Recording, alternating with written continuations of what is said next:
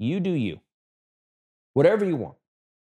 Spend money on what you want to spend it on. But don't lie to yourself. Be honest with yourself. You always have the money for what you most want to spend it on. Welcome to the Spinoso Podcast. I'm your host, Dr. Alex Spinoso. My experience and expertise is in scaling all types of medical businesses to 7, 8, and 9 figures. And I'm sharing my journey to having multiple 8-figure companies and someday, hopefully, enjoying a 9-figure exit. This isn't a podcast telling you you should do this. I'm just telling you how I did this, and I hope that helps you. I want to help you build your business, take ownership of your life, and become a better leader at home and at work. And guys, I'd love to connect with you, especially if you're a medical entrepreneur. I have free courses available to help you scale your medical business. Check those out at dralexspinoso.com/courses. That is dralexspinoso.com/courses. I also invite you to connect with me on Instagram at Dr. Alex Spinoso, LinkedIn at the same, and every other platform, YouTube, etc. I am always Dr. Alex Spinoso. Thanks for listening. So today I want to begin by directing your attention to 3 different types of people. The first is drug addicts. The second is people living in a trailer at home. And the third is college students. What do you think those people all have in common? Well, I suppose they have a few things in common, but if you really thought about it for a while, what I'm getting at is this. Typically, none of them has a lot of money. I mean, sure, there's always a successful lawyer or 7-figure entrepreneur who is addicted to heroin, but most drug addicts are not the most fiscally responsible people. A shit ton of them actually snort or needle themselves into poverty. It's not like you can be strung out on crack or meth or whatever and still have the mind and will and health to create wealth. What about people living in a trailer home? Yep, not a lot of financial resources in that pool of people either. Now, I'm not knocking people who live in trailer parks, by the way. I don't know their story, and I'm not judging it at all. I'm just saying, generally speaking, these people are not known for being ballers. Again, there's some rich dude somewhere in the desert of Arizona who lives in a pimped out MTV Cribs type trailer home.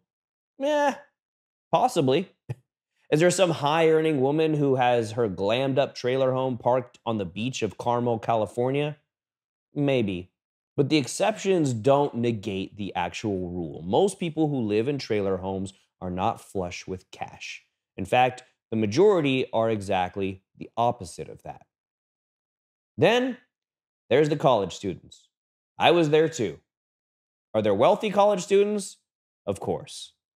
I went to Dartmouth, an Ivy League school, and trust me, their parents were multimillionaires and give them a fat allowance every single month, but not me. Maybe they made money themselves because they started a business at 20 years old and it's already thriving. Or they're hot with zero morals and ranking in cash on OnlyFans. I don't know. Again, there are always exceptions. But the rule is college students are broke. They live on ramen noodles and rice. They scrounge for quarters under the couch cushions to find money to do laundry. They drive beat up Ford Fusions and hope to God that piece of shit won't break down on their way home for the weekend. College students are not known for having money. College students, like drug addicts and people who live in trailer homes, are known for being broke. And yet, somehow, some way, drug addicts find the money to buy their fentanyl. Trailer home residents find the money to pay for their TV and 217 streaming subscriptions. College students find the money to purchase their plane tickets and hotel stay and everything it costs to go on a once-in-a-life. College students find the money to purchase their plane tickets and hotel stay and everything it costs to go on a once-in-a-lifetime spring break trip to Coachella or Stagecoach. You know what I'm saying about this? I'm saying something that I heard the other day that is absolutely true. You always have money for what you most want to spend it on. If you really want something, you find a way to pay for it. In my experience, this is absolutely true of entrepreneurs. If what I'm talking about is applicable to be honest with yourself. You may not want to admit it, but it may, in fact, be the facts. You aren't or don't have to be as cash strapped as you say you are. And you have to admit that.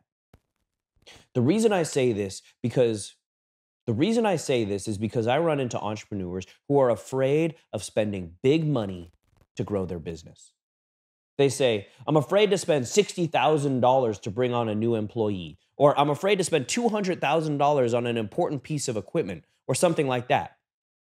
But then I look a little closer into their personal spending habits, and I see that they are staying in a condo or house that is way bigger and more expensive than they need, or they can justify at this point in their entrepreneurship journey, or they're leasing a luxury SUV or exotic sports car that is a huge drain on their cash flow when they could function just fine with a Toyota Camry or a Honda Civic. You don't even want to know how long I drove my shitbox Scion FRS. Is that their choice? Is that your choice? Sure. Whatever. But don't tell me you're afraid to spend big money. Don't tell me you don't know where to find the money for your business. Nope, that's not it at all. You're fine spending big money. You know where this money for your business is. You're spending it on stuff that may make you look good. You're spending it on stuff that makes your life more enjoyable. You're spending it on stuff that is good for entertainment. But you're not spending it on stuff that will help you grow your business. You're not spending it in a way that says you are serious about becoming a successful $1 million entrepreneur. Listen, you do you, whatever you want. Spend money on what you want to spend it on, but don't lie to yourself. Be honest with yourself. You always have the money for what you most want to spend it on. I can only tell you what has worked for me. I keep as little cash in reserves as I can, and I don't just spend big money to grow my business. I reinvest the money that I make back into my business. That is my mindset. That is my practice. And so far, the results speak for themselves. My businesses have grown faster and bigger and better year after year after year. It's worked for me. It's worked very, very well for me. And if you start being honest with yourself and redirect the big money you are spending on your $4,500 a month luxury condo or the $1,200 a month you're paying to lease a Maserati, which is a sports car that sucks balls anyways, and you actually mobilize that cash to hire key employees, to purchase more ads and marketing, to pay for anything else that is necessary to help your business succeed and scale, then it will work for you too.